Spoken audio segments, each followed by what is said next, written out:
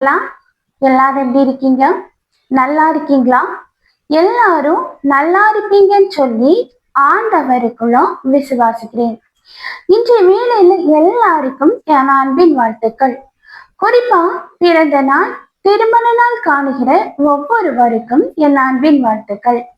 இன்னைக்கு சேர்ந்துட்டு தியானிப்பதற்காக எடுத்துக்கொள்ளப்பட்ட வேத வார்த்தை, அதிகாலையிலே இந்த ஜபம் செய்தேன், கர்த்தர் பதில் தந்தார்.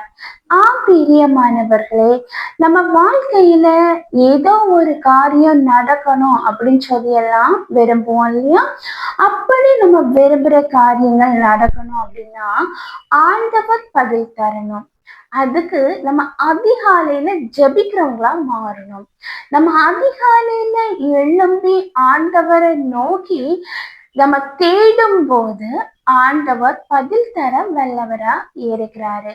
பாருங்க, நம்ம ஆண்டவர் அதிகாலையில நம்மள கண் நம்மள கேட்கிற அந்த ஒவ்வொரு செயல்களும் அவர் தரணும் அப்படின்னா நம்ம ஜெபம் வலுவானதா இருக்கணும். நம்ம ஜெபம் வலுவானதா இருக்கணும் அப்படின்னா என்ன பண்ணணும் அப்படின்னு சொல்லி இப்ப யோசனை வருது இல்ல? பாருங்க, ஆண்டவர் சமூகத்துல நம்ம முழங்கால் படியிட்டு ஜெபிக்க தொடங்குறதுக்கு முன்னாடி நம்ம பாவங்களை அறிக்கையிட்டு அந்த பாவத்திலிருந்து மனம் திரும்பணும். இந்த பாவத்திலிருந்து மனம் திரும்புதல் அப்படின்னா ரட்சிப்பு அடைதல். இப்படி நம்ம ரட்சிப்பு அடையும் போது நம்ம ஆண்டவருடைய பிள்ளையா மாறுவோம்.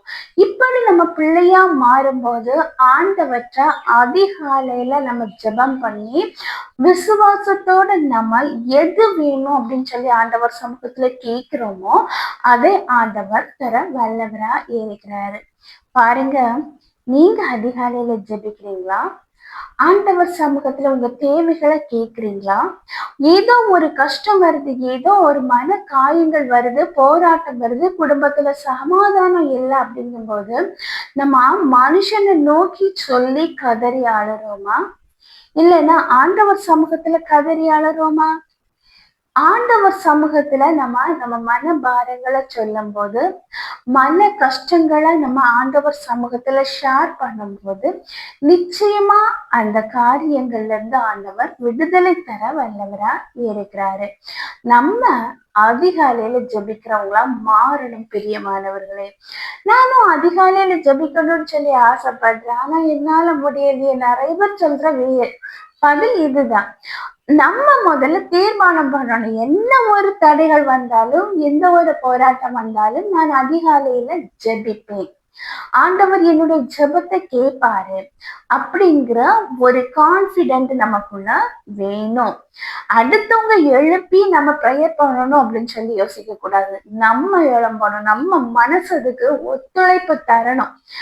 ஒரு நாளைக்கு முன்னாடி ஆண்டவர் சமூகத்துல, ஏசப்பா நான் இன்னைக்கு காலையில எழுப்பி நான் ப்ரேயர் பண்ண, நீங்க ஹெல்ப் பண்ணுங்க அப்படின்னு சொல்லி அவருடைய உதவியை நம்ம கேட்கும் போது நிச்சயமா ஆண்டவர் நம்ம வாழ்க்கையில உதவி பண்ணுவாரு. காலையில எழும்பி ஜெபிக்கிறவங்களா மாறுவோம். சரியா?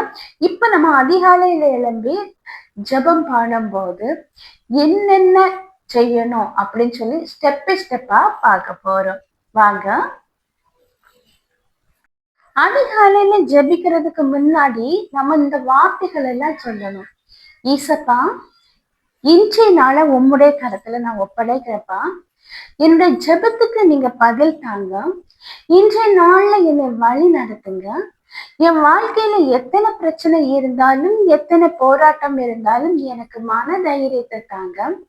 என் மனசுல இருக்கிற மன கவலைகளை முற்றிலுமா மாற்ற நீங்க எனக்கு உதவி பண்ணுங்க. உங்க வல்லமையான கரத்தினால என்னை சேர்த்து கொள்ளுங்க, அணைச்சு கொள்ளுங்க. எந்த ஒரு தீங்கும் என்னையை நெருங்காதபடிக்கு உம்முடைய செட்டையின் கீழே என்னை மறைச்சி பாதுகாத்து கொள்ளுங்க. உம்முடைய சுத்தத்தின்படி என்னை வழி நடத்தி செல்லுங்க. என்னுடைய ஆரோக்கியம் முழுவதுமா உம்முடைய கரத்துல நான் தருறேன்.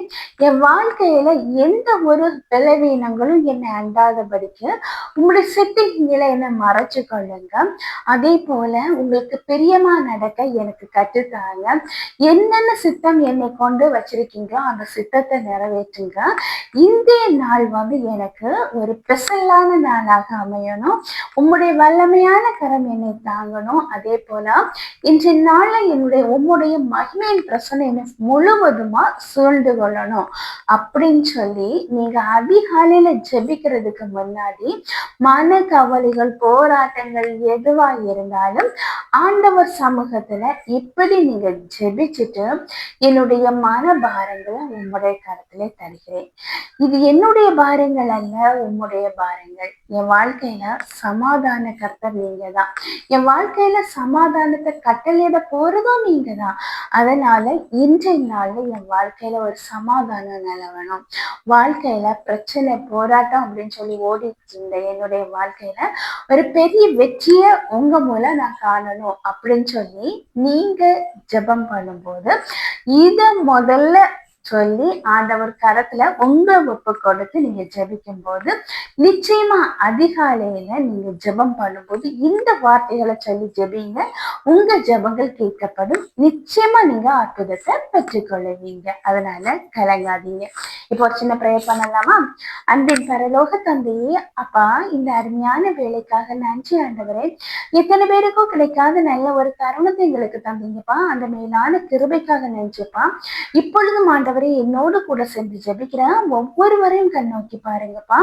வாழ்க்கையில பிரச்சனை போராட்டம் கஷ்டம் அப்படின்னு சொல்லி புலம்பி இருக்கிற மக்கள் அதிகாலையில ஜெபிக்கிற ஒவ்வொருவருடைய வாழ்க்கையில அற்புதம் செய்வேன் என்று சொல்லியிருக்கீங்க ஆண்டவரே.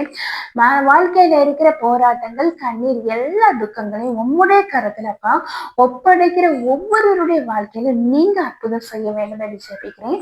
அதிசயம் செய்ய வேண்டும் என்று ஜெபிக்கிறேன். ஒவ்வொருவரையும் தாழ்த்தி உம்முடைய கரத்திலே ஒப்படைக்கிறேன். நீங்க பொறுப்படுத்தி வழி நடத்தி செல்லுங்க. இப்ப இயேசுவின் மூலம் ஜெபம் கேளும் அன்பில் இருந்த பரம தந்தையே, ஆமீன் ஆமீன். கர்த்தர் உங்க ஜெபத்தை கேட்டிருக்கிறாரு. கண்டிப்பா ஆண்டவர் உங்க வாழ்க்கையில பெரிய அற்புதத்தை செய்வாரு. கர்த்ததாமே இவ்வார்த்தைகளை ஆசீர்வதிப்பாராக. ஆமீன் ஆமீன். ஹல்லேலூயா.